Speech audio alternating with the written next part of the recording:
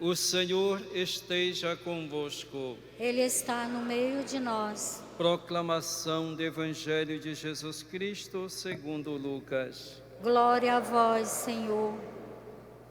Naquele tempo, Jesus dirigiu-se a uma cidade chamada Naim.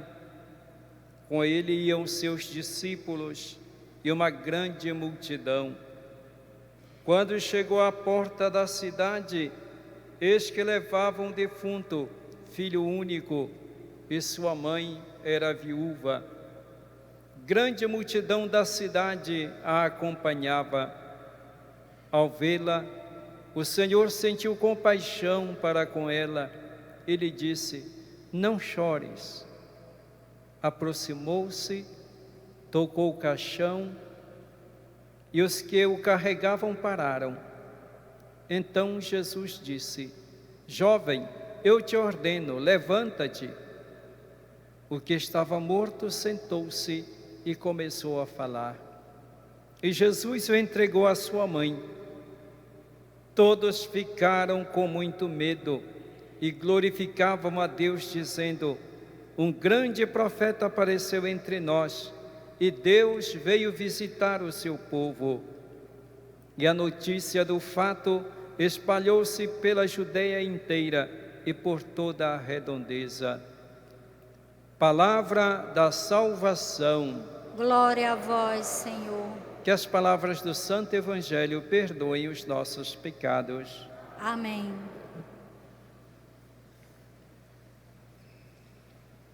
Já faltam poucos dias para a realização do Círio de Nossa Senhora de Nazaré, menos de um mês.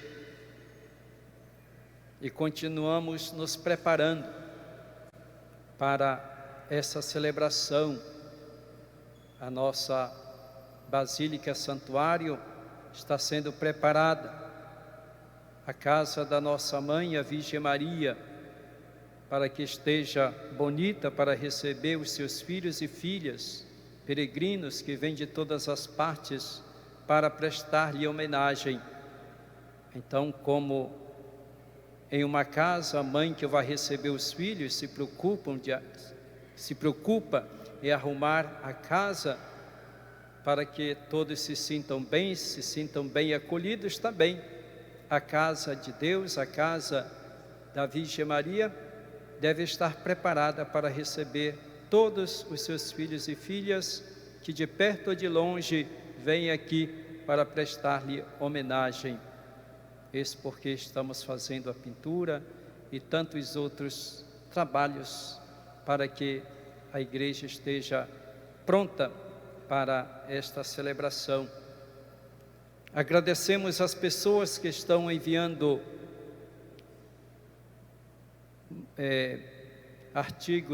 diversos artigos, sobretudo gêneros alimentícios, para a Casa da Caridade, para a Pastoral da Acolhida, para que possamos servir os irmãos que vêm de longe para participar do Círio e precisam ser acolhidos, bem acolhidos. Às vezes não tem onde tomar um lanche ou um almoço, e a Casa da Pastoral da Acolhida faz esse trabalho para esses irmãos que necessitam.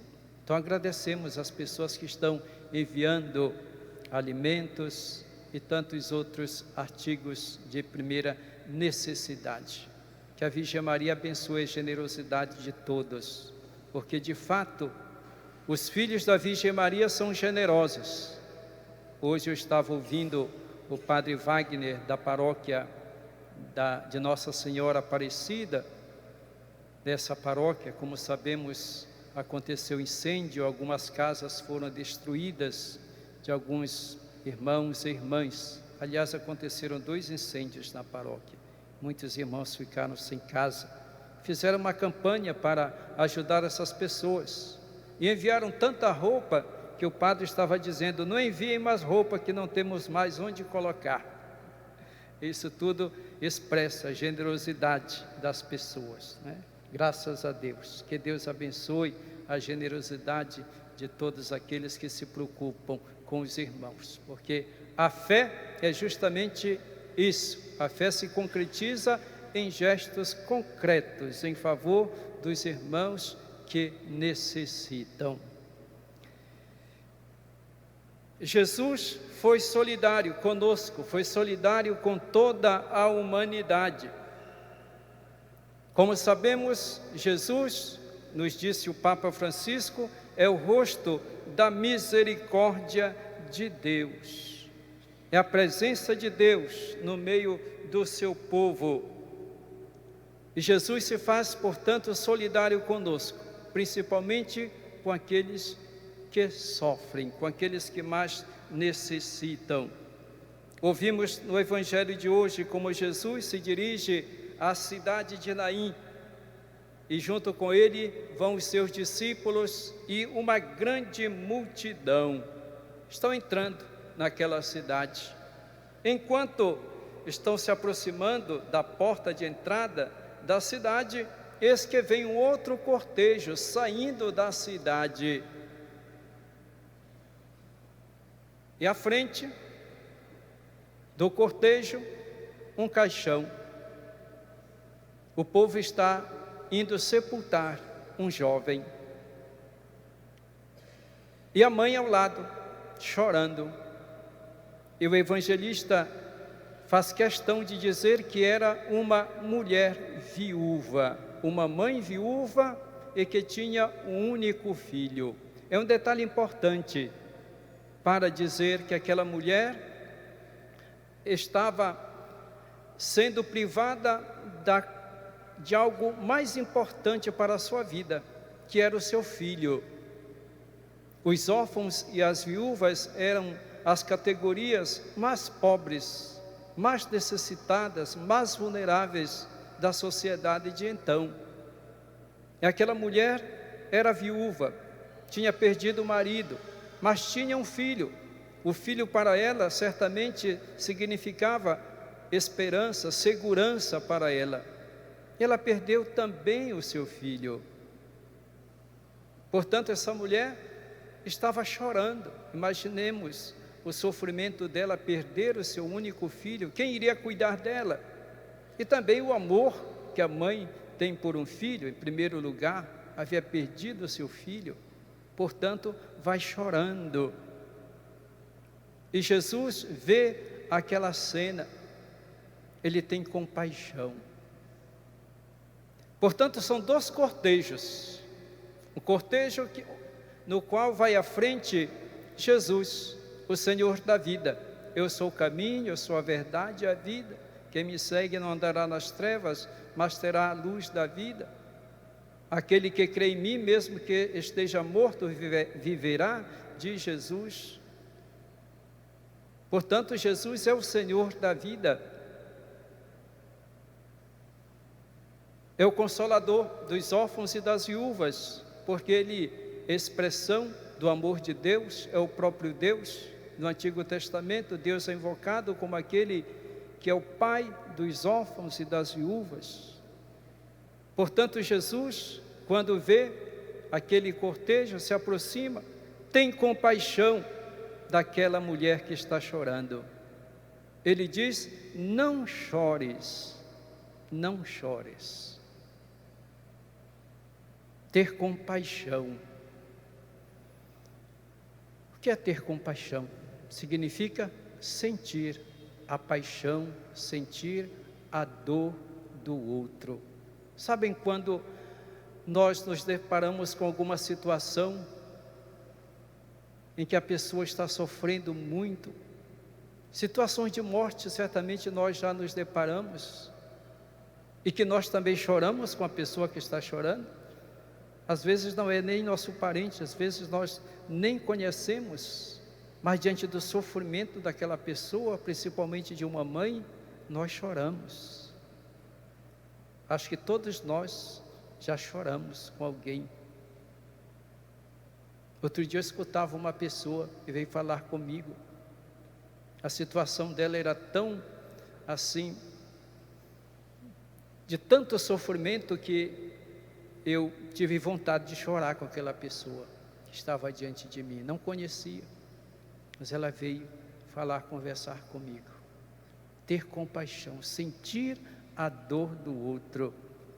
E nessas circunstâncias, diante de um fato assim, se estivesse ao nosso alcance, nós solucionaríamos o problema daquela pessoa, nós resolveríamos se estivesse ao nosso alcance, não é assim? Mas nem sempre está ao nosso alcance, nem sempre nós podemos resolver, mas nós podemos escutar, nós podemos chorar com a pessoa, nós podemos dar um abraço na pessoa, nós podemos ouvir as suas palavras e sermos solidários com ela. Jesus teve compaixão daquela mulher, mas estava ao seu alcance solucionar o problema, fazer aquilo que ela nem imaginava que pudesse acontecer. Aquela mulher certamente não tinha esperança. Como ela podia imaginar que alguém pudesse dar o seu filho vivo para ela? Não chores. Então Jesus se aproxima, toca o caixão e diz, ordena ao jovem: levanta-te, levanta-te. O que estava morto sentou-se e começou a falar. E todos ficaram tomados de medo. O que aconteceu? Quem é este homem? Quem é este homem que ressuscita os mortos? Um grande profeta apareceu entre nós. E ao mesmo tempo ficam felizes, louvam, agradecem a Deus, porque Deus enviou um profeta que está no meio do seu povo, fazendo bem, curando as pessoas, dando esperança às pessoas. Jesus é o Senhor da vida. Eu não quero a morte do pecador, mas que ele se converta e tenha vida, diz o Senhor. Deus não quer a morte de ninguém. Deus não quer o sofrimento dos seus filhos e filhas. Neste caso não se trata de um pecador, mas se trata de uma pessoa que realmente estava morta. O Senhor não quer o sofrimento dos seus filhos e filhas. Não é vontade de Deus quando acontece alguma tragédia que faz as pessoas sofrerem terrivelmente. E às vezes nós, para consolarmos as pessoas, dizemos: foi vontade de Deus. Não, não foi vontade de Deus. Deus não provoca tragédia para seus filhos morrerem. Deus não quer que os seus filhos sofram por tragédias, por morte violenta, de maneira alguma. Deus é Pai. Se nós dissermos que Deus provocou, foi Deus que quis a morte violenta, o sofrimento das pessoas, nós estamos tendo então uma ideia errada de Deus, porque Deus, como Pai, não quer morte violenta, tragédia para os seus filhos e filhas, de maneira alguma. E por isso Jesus dá àquela mãe aquele filho. Ele é o Senhor da vida. Ele veio para confortar, Ele veio para trazer a vida, Ele veio trazer a paz. É a presença, repito, é a presença de Deus em nosso meio. Um grande profeta surgiu entre nós. Jesus é mais do que o profeta. Aquele povo ainda não tinha compreendido quem era Jesus. Admiravam Jesus, mas não sabiam a sua verdadeira identidade. Ainda não tinham compreendido que Ele era o Filho de Deus, que Ele cumpria as profecias do Antigo Testamento, aquele que os profetas falaram. que viria a trazer a paz, a salvação, viria a trazer esperança. Irmãos e irmãs, aquele Jesus que deu a vida para aquele jovem, é o mesmo Jesus que está presente em nosso meio, todos os dias. Será que nós acreditamos realmente que aquele Jesus que ressuscitou aquele jovem de Naim está presente na Eucaristia? Que Ele se torna presente na nossa vida todas as vezes que nós nos aproximamos da Eucaristia para recebê-lo? Que esse Jesus quis ficar no meio de nós para nos fortalecer, para nos consolar, para nos trazer a vida. Esse mesmo Jesus continua tendo compaixão de nós, que continua ao lado daqueles que sofrem, que continua a nos dizer: não chores, confia, eu estou aqui. Às vezes nós não percebemos essa presença de Jesus. Às vezes nós, no momento de tanta dor, de tanto sofrimento, nós não percebemos, até questionamos: será que Deus me vê? Será que Deus está me escutando? Onde estão as promessas de Jesus? Eu ouvi outro dia essas perguntas, e eu também perguntei para Jesus: Jesus, vê esse sofrimento? Mas Ele está. Então, nesse momento é que nós devemos fazer a nossa profissão de fé. Eu creio, Senhor, eu creio, apesar de tudo, eu creio que Tu estás presente, eu creio que Tu me ouves, eu creio que Tu és o Senhor da vida, eu creio que estás presente na Eucaristia, eu creio que irás me ajudar, que irás trazer a vida, que vais me libertar desta situação. Confiemos, portanto, irmãos e irmãs, neste Jesus que é o Senhor da vida e tem poder para vencer até mesmo a morte.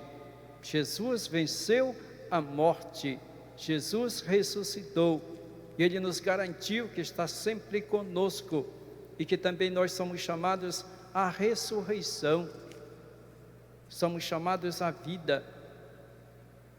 Portanto, devemos ser sempre promotores da vida, do bem, pessoas que se colocam ao lado daqueles que mais necessitam, pessoas que têm compaixão, pessoas que têm misericórdia.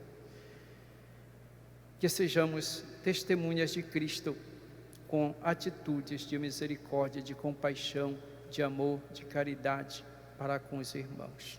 Louvado seja nosso Senhor Jesus Cristo. Para sempre seja louvado.